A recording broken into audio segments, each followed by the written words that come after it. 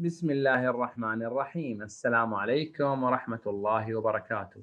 أخذنا في الحصة الماضية المعين والمربع، وطبعا طريقة تشخيص هل هو متوازي الأضلاع، هل هو معين أم هو مستطيل، وإذا كان مستطيل ومعين أن يكون مربع، وأخذنا الطريقة مفصلة وأخذنا أمثلة كثيرة عليها. اليوم ناخذ أشكال أخرى ليس لها علاقة مباشرة بمتوازي الأضلاع، اللهم فقط أشكال رباعية. نبدأ بشبه منحرف، وإن شاء الله غدا ناخذ الطائرة الورقية. ناخذ اليوم نتعرف على خصائص شبه منحرف ونطبقها، غدا بنتعرف على خصائص الطائرة الورقية إن شاء الله ونطبقها. شبه منحرف الطائرة الورقية، لماذا؟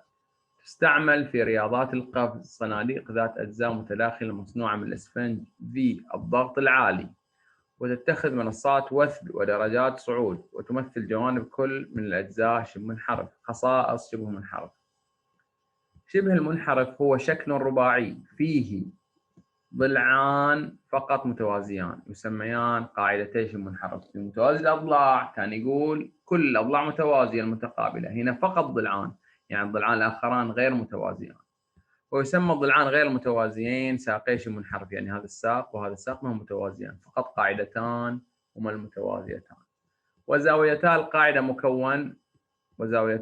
مكون كل منهما من قاعدة وأحد ضلعي الساقين. ففي شبه المنحرف A B C D المبين طبعا هو شكل رباعي، A الزاوية A والزاوية B زاويتا القاعدة، وكذلك الزاوية C والزاوية D زاويتا القاعدة DC. طبعا القاعدة الأولى AB والثانية DC. إذا كان ساقا شبه منحرف متطابقين فإنه يسمى شبه منحرف متطابق الساقين. نظريات شبه منحرف المتطابق الساقين: إذا كان شبه منحرف متطابق الساقين فإن زاويتاها أو زاويتي كل قاعدة مطابقتان، يعني الجي تطابق الاتش والليف تطابق الجي. ونفس الطريقة تقدر تستنتج أن مجموع الزوايا 360 أن الاف والاتش متكاملة، كذلك الجي مع الجي متكاملة. طبعا هذا إثباتها يطول، لكن حبينا ننوه إليها. يعني لو هذه قياسها 120 هذه 120، هذه بتكون 60 هذه بتكون 60. لو هذه 100 هذه بتكون 100، وبالتالي هذه بتكون بالتكامل أو بالتحالف 80 هذه بتكون 80. إذا كانت زاويتان، طبعا هذه عكس اللي فوق، إذا كانت زاويتي القاعدة متطابقتان فإنه مطابق الساقين. شوف، إذا طابق زاويتي القاعدة فالساقين بيكونوا مطابقتين أو مطابقين. يكون شبه منحرف مطابق الساقين إذا فقط كان القطران متطابقان. طبعا تطابق الساقين مربوط بتطابق القطرين. هل القطرين متناصفين؟ لا، لأن لو كان القطرين متناصفين صار متوازي أضلاع، وإذا كان فيه قطرين متطابقين ومتناصفين صار متناصفين متوازي أضلاع، متطابقين مستطيل صار مستطيل. فهذا أشبه بالمستطيل، بس ماذا خسر؟ ماذا فقد؟ فقد تناصف القطرين، لذلك لم يكن مستطيل، إنما صار شبه منحرف متطابق الساقين. مكبرات الصوت: المنظر أمامي المكبر الصوت مبين جانبا على شكل شبه منحرف متطابق الساقين. إذا كان قياس الزاوية FJH، وين FJH؟ هذه FJH 85، فأوجد قياس زاوية FGH يعني اللي قبالها هذه طبعا بتكون متكاملة زي ما قلنا، لأن هذه أساسا مثل هذه، وبالتالي هذولا متكاملتان، فهذه 85 فمكملتها بتكون 95. الكي اتش اعطاك الاف كي اعطاك اياه 8 والجي جي 19، هذا 19 اذا هذا بيكون كله 19، فاذا كان اف كي هو 8 كم بقى من 19؟ 19 ناقص 8 يساوي 11.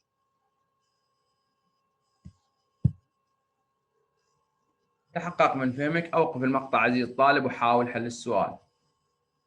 يقول لك في شبه منحرف دبليو اكس واي زد متطابق الساقين، جميل.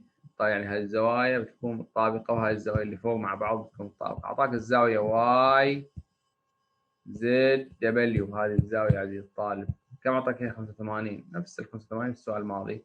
كذلك أعطيني الزاوية اكس دبليو زد، اكس دبليو زد يعني دبليو، هذه بتكون عزيزي الطالب متطابقة معها، وبالتالي بتكون أيضا مثلها 85. تعال عزيزي الطالب نشوف الزاوية المطلوبة الثانية دبليو اكس واي. دبليو اكس واي يعني الاكس هذه كم؟ إذا كان هذه 85 هاي 85 اللي تقابلها بتكون كم؟ أو اللي تقابلها بتكون وكم اللي إليها بتكون 95.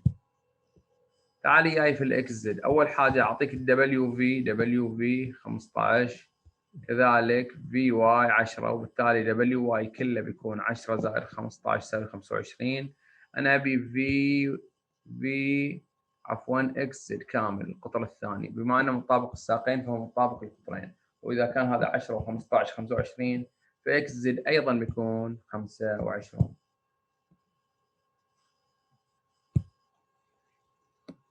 مثال 2 هندسة إحداثية. رؤوس شكل الرباعي بي سي دي هي كذا، بين أن أي بي سي دي شبه منحرف وحدد ما إذا كان مطابق الساقين أم لا. طبعا لو كانت كل الأضلاع متوازية بيصير متوازي أضلاع، فلازم نجرب الأضلاع ويطلع بس اثنين متوازيين واثنين غير متوازيين. بنطلع الميول طبعا. أول ضلع بنطلعه بيكون الضلع مثلا خلينا نقول أي بي مثلا، أو بي سي بهالشكل، بي سي وأي دي بهالشكل. بي سي اقرب انه يكون متوازي مع الدي اي، او البي سي مع الاي دي. البي سي خلينا نطلع الميل 5 ناقص 3 فيها 2، 2 ناقص 3 سالب 1، 2 على سالب 1 يعني سالب 2. اللي بعده ميل اي دي 4 ناقص 0 4، سالب 3 شيلنا سالب 1 فيها سالب 2، 4 سالب 2 يساوي سالب 2. لاحظ ان الميلين مثل بعض يعني القطعتين متوازيتين. نروح له الان نصف الحل، لازم نحل كل الاضلاع. ماذا لو طلعوا كلهم متوازيين؟ صار متوازي اضلاع مو شبه منحرف.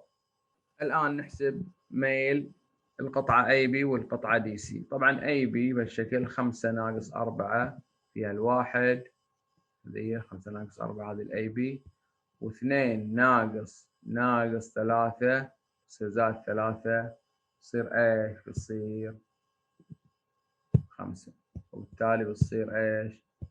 الاي بي 1 على 5. تعالي يعني نحسب الضلع الثاني اللي قابل اي بي وهو الدي سي. اذا طلع مثله صار متوازي اضلاع، اذا طلع مختلف عنه صار شبه منحرف. الدي سي هذا الدي سي الاخير 3 ناقص 0 فيها 3، 3 ناقص 1 صارت 4، اذا 3 على 4. اذا الميلين مختلفين وبالتالي الشكل بيكون شبه منحرف. تعال عزيزي الطالب نختبر الساقين اللي طلعوا متطابقين. انا ودي الطالب يستفيد من الميل. اللي طلعوا متطابقين هذول اللي هم نفس الميل، اللي ما طلعوا ليهم نفس الميل لازم نختبر عزيزي الطالب طولهم. كيف نختبر طولهم؟ نطلع فرق الصالات واحنا حسبناه، فرق السينات، فرق الصالات وفرق السينات. طبعا طول اي بي بيكون تحت الجذر 1 تربيع زائد 5 تربيع، والثاني 3 تربيع زائد 4 تربيع بهالشكل. اللي هو احنا حسبناهم طبعا 3 تربيع او 5 تربيع مثلا 1 تربيع، 25 زائد 1 26. القطعة الثانية طبعا اللي هي سي دي بيطلع الفرق 3 ناقص 0 3 تربيع 3 9، 3 ناقص 1 زائد 1 صارت 4 تربيع 16، 9 زائد 4 16، 16 زائد 9 25 تحت الجذر 5. واضح ان الساقين غير متطابقين وبالتالي هو شبه منحرف ليس مطابق الساقين. بعض الطلاب يقول ليش ما اختبرت القطرين؟ نعم، لو اختبرت القطرين وطلعوا ما هم متطابقين بنفس الطريقه هو شبه منحرف غير متطابق الساقين، لان القطرين اختلفوا. تحقق من فهمك، اوقف المقطع وحاول حل السؤال. بنفس الطريقة لازم نختبر الميول. أول ميل بنختبره مثلا كيو ار، تالي مثلا الضلع الإقبال مثلا اس تي بهالشكل. نختار طبعا، خلينا نختبر الميل الأول. بنبدأ طبعا بالموجب كالعادة. 8 ناقص 4 صارت زائد 4 12، 0 زائد 8 صارت زائد 8 12 على 8 بهالشكل. طبعا تبسط بتصير 3 على 2.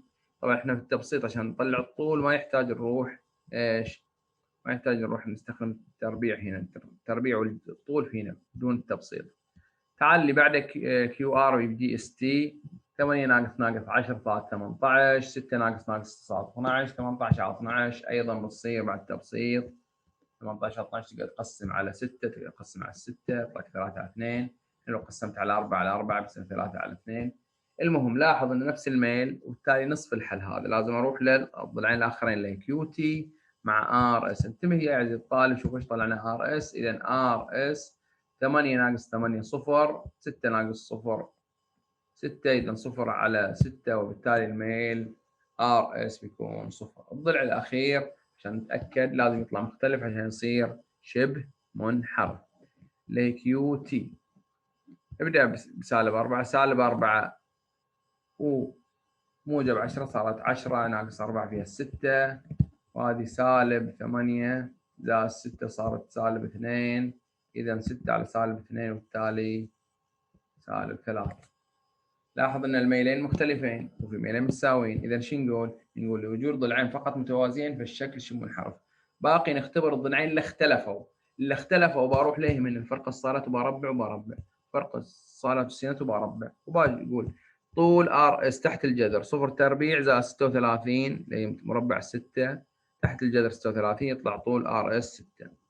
طول هذا الثاني كيو تي 6 زائد 4 اللي مربع 2 يعني 36 زائد 4 يعني جذر 40. لاحظ ان الساقين مختلفين وبالتالي هو شبه منحرف فقط لوجود او لعدم وجود ضلعين متطابقين في الشكل. فقط ايش ذكرياي شبه منحرف غير مطابق الساقين.